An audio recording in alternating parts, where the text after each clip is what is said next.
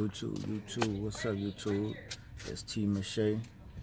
Go ahead, click like and subscribe real quick. I got a real quick video for you. It's with the AC. This button right here. I'll just give you the rundown real quick.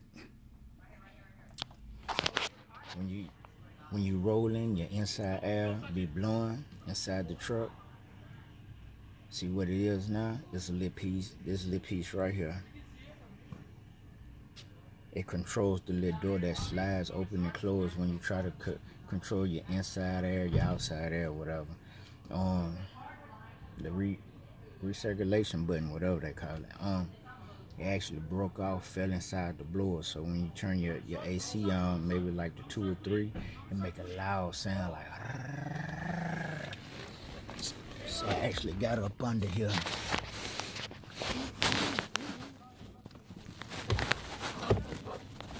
It's the blower.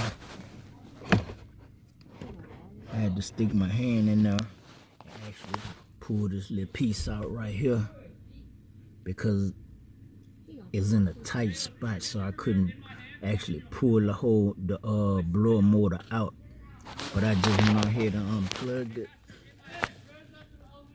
and I pulled these 3 screws out that's holding it together. But I'm finna go ahead and just put it back together. Then crank it up and see what it do. But this is what I actually pulled out of it.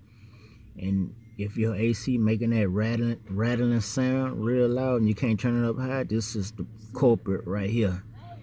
So you'll do good by unplugging it, taking those 3 screws, dropping it down. Maybe you could.